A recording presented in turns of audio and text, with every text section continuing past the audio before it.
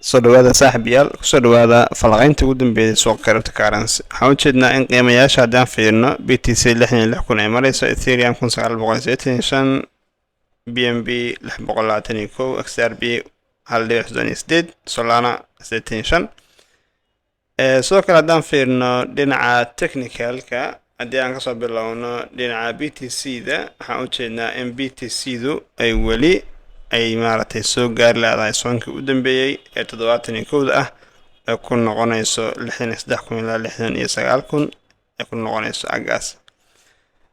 si guud marka suuqa wuxuu noqonayaa inuu ku jiro jiha downtrend ah inuu ku jiro oo ilaa la jabiyo zoonkaas sidaan hore soo sheegnay dhaqaaq ma fila karno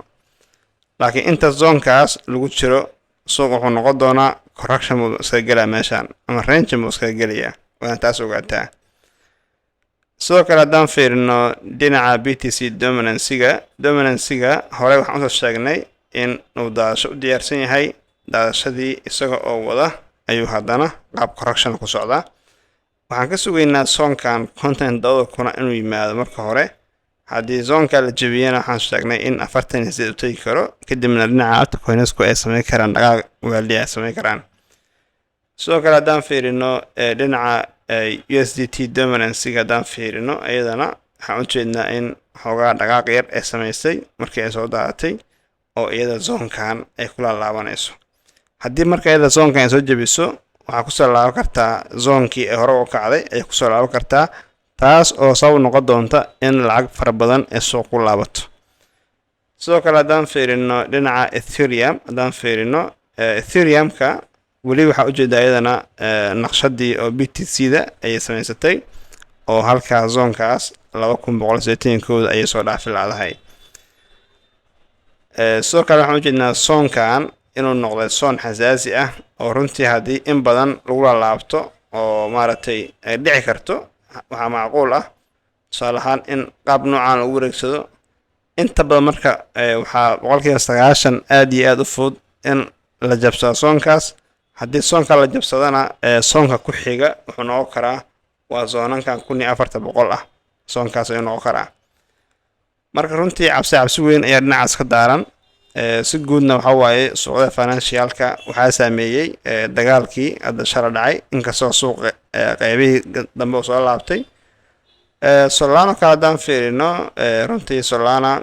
coin waxa waaye dhaqaaqiisu aad u badan yahay mararka qaar Solana ayadana waxaan u jeednaa in ay maaragtay 90ka iyo maaragtay 70ka u dhaxayso ayaan u jeednaa taas oo ah naqshad ay wada samaysteen ayada Ethereum-ka sidoo kale altcoinska ayagana waa soo las garay doonaa marka saaxiibayaal si guud bal suuqa indhaha lagu hayo haddii aan fiirino dhinaca cryptobubbliska suuqa daily markaa fiirino coinanka xoogaa dhaqaaq badan bay sameeyeen qaarkood ilaa iyo dhowr iyo 10% ay dhaqaaqeen sida DCR kan oo kale power oo kale Jupiter oo kale maaragtay aad u dhaqaaqeen Near oo kale waa dhaqaaqeen runtii marka caadiyan waxa waaye fursadaha gaagaaban aad bay maaragtay mar walba macquul u yihiin laga faa'iideysto laakiin dhinaca long term-ka ah hoogaas weli suuqa jayis waa downtrend haddii aan fiirno dhinaca iyo maaragtay wararkii u dambeeyay dhinaca newska maanta waxa newska ma jiro shalna sabti bay ahayd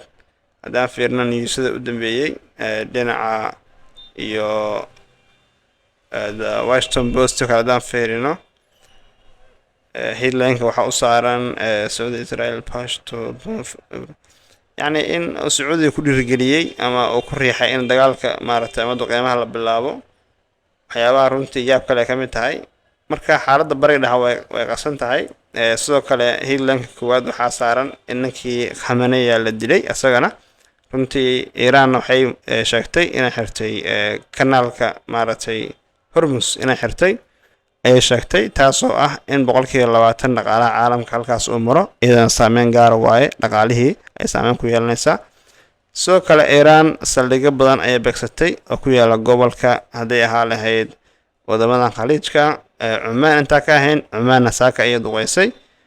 takadii Jabal Ali ee Dubai waxyaabahaas oo dhan saameyn bay ku yeelatay runtii suuqyada financialkan saameyn bay ku yeelan doontaa Iran waxay sheegtay haddii meesha ay hogaamiyadu ka baxay in dagaalkan uu fidi doono marka saaxiibayaal suuqa indhaha lagu hayo fursadaha gaabana laga faa'iideysto